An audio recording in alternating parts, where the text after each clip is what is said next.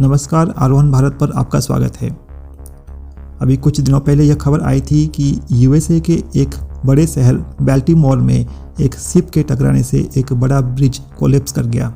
इस घटना में बड़ी संख्या में जान माल की हानि हुई और इसे लेकर के भारतीयों ने यूएसए के लोगों के प्रति संवेदनाएं भी प्रकट की।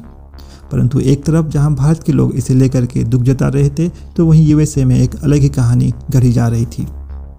अचानक से यूएसए में ट्विटर और दूसरे सोशल मीडिया प्लेटफॉर्म्स पर भारतीयों के खिलाफ रेसिस्ट कमेंट्स और रेसिस्ट वीडियो मीम्स दिखाई जाने लगे। जैसे कि आप इस इमेज को देख सकते हैं, इसे यूएसए में ही एआई से जनरेट किया गया है और इसमें यह दिखाया गया है कि किस प्रकार ब्रिज से टकराने वाले शिप को इंडिया के गरीब अनपढ़ भारतीय लोग चला रहे थे, जिसके वजह से यह बड़ा हादसा हुआ है। परंतु यह खबर झूठी थी, क्योंकि शिप को चलाने वाला वहीं का एक लोकल पायलट था। हाँ, उसमें कुछ क्रू मेंबर्स भारतीय थे और परंतु उनके पास शिप का कंट्रोल नहीं था। मतलब साफ है कि यूएसए में आज लोग किसी भी बहाने भारतीय लोगों को कसूरवार साबित करना चाहते हैं और उनके खिलाफ रेसिज्म को बढ़ावा देना चाहते हैं। वहाँ की सोशल मीडिया पर करोड़ों की संख्या में ऐसे रेसिस्ट इमेजेस और वीडियोस को देखा जा रहा है और लाखों की संख्या में रेसिस्ट कमेंट्स भी की जा रही हैं। दोस्तों, भारतीयों के खिलाफ इस प्रकार की नस्लीय भेदभाव पहली बार नहीं हो रही है।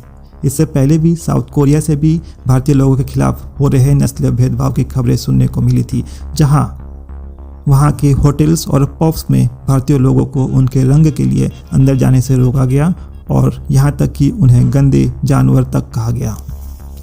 ताइवान में भी भारतीय लोगों के खिलाफ ऐसे रेसिस्ट कमेंट्स आए और यहाँ तक कि वहाँ की सरकार के एक मंत्री ने भी कुछ इसी प्रकार की हरकत की। यूरोप में भी कमोबेश ऐसी घटनाएं सामने आती रहती है। कुछ महीनों पहले जर्मनी की एक मशहूर पत्रिका ने भारत और चीन की तुलना करते हुए गलत तरीके से भारत को अपमानित किया था। परंतु आखिर क्यों भारतीय लोगों के खिलाफ इस प्रकार की रेसिज्म की घटनाएं बढ़ती जा रही है और भारतीय लोगों के खिलाफ नस्लीय भेदभाव करना इतना आसान क्यों हो गया है? तो इसका कारण है हम भारत के लोग।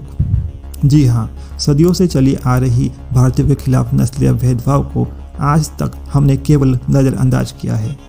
हमने आज तक इसके खिलाफ कोई आवाज़ ही नहीं उठाया। तो प्रश्न यह उठता है कि क्या हम भारतीयों के खिलाफ हो रहे नस्लीय भेदभाव को रोक सकते हैं? उत्तर है बिल्कुल, हम इसे रोक सकते हैं। हमारे खिलाफ हो रहे रेसिज्म को रोकने के लिए हमें आवाज़ उठाना होगा, हमें जागरूक बनना होगा, हमें अपने हक की लड़ाई लड़नी होगी। आइए समझे कि हम हमारे खिलाफ हो रहे रेसिज्म से कैसे लड़ें।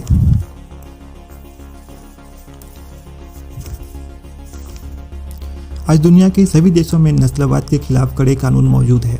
हमें इन कानूनों के बारे में जागरूक बनना पड़ेगा और सिस्टम के अंदर मौजूद कानून का सहारा लेकर के नस्लवाद के खिलाफ लड़ाई लड़नी होगी।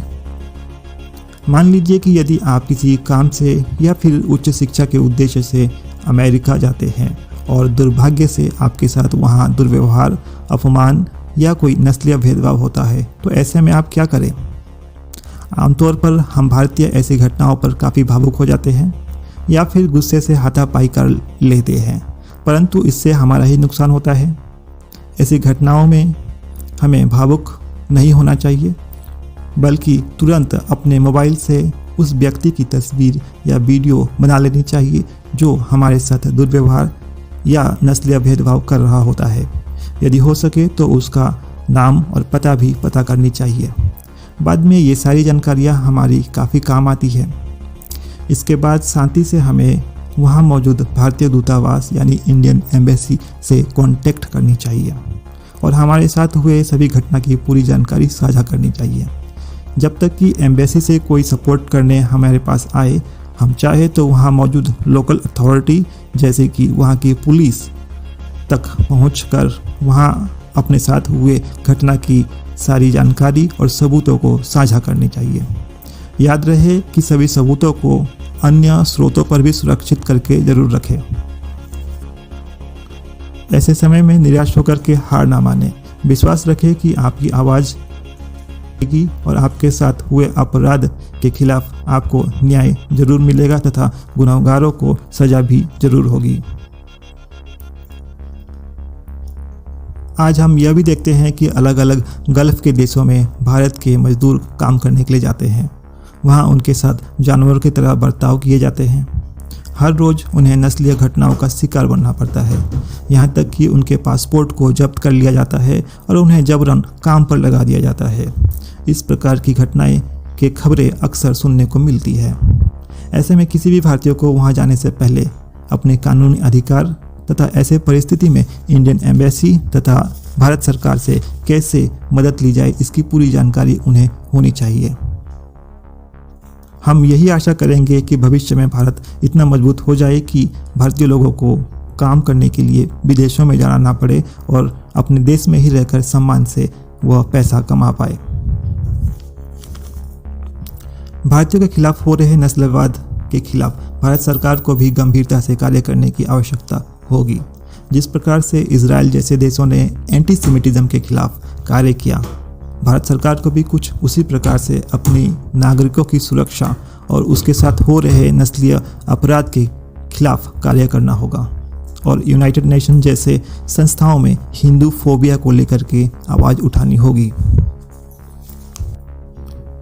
इंडियन लोगों को आज ट्विटर जैसी प्लेटफॉर्म्स पर उसके एल्गोरिदम को समझते हुए भारतीय लोगों के खिलाफ फैलाए जा रहे नस्लीय भेदभाव को भी एक्सपोज करना होगा और ऐसा होते हुए हमने देखा भी है। अभी कुछ दिनों पहले ट्विटर पर भारत के खिलाफ what's wrong with India trend कर रहा था। तब भारतीय लोगों ने ट्विटर के इस एल्गोरिदम का व्यवहार करके ट्विटर के भारत विरोधी एजेंडे को ध्वस्त किया था। भारतीयों को आगे भी ऐसे कार्य करते रहने होंगे। ध्यान रखिए कि इस प्रकार की घटनाओं को इग्नोर करना कभी भी एक विकल्प नहीं हो सकता है। इसके खिलाफ आवाज़ उठाना ही हमें भविष्य में सुरक्षित बनाएगा और हमारी आने वाली जनरेशन को ऐसी दर्दनाक घटनाओं के शिकार होने से बचाएगा। अंत में हमें यह भी समझना होगा कि हमें न केवल विदेशों में हमारे साथ हो रहे नस्लीय भेदभाव से लड़ना होगा, बल्कि हमें हमारे देश में मौजूद नस्ल भेद तथा भेदभाव को भी खत्म करना होगा। आज हमारे देश में ही पूर्वोत्तर भारत से आने वाले लोगों के साथ नस्लीय भेदभाव किया जाता है और उन्हें चिंकी तथा चाइनीज़ बोलकर बुलाया जाता है, जो अपने आप में एक नस्लीय भेदभाव है। हमें यह समझना होगा कि भारत उनका भी उतना ही है जितना कि हमारा, और उनके साथ होने वाली इस प्रकार की नस्लीय घटना कभी बर्दाश्त नहीं की जाएगी।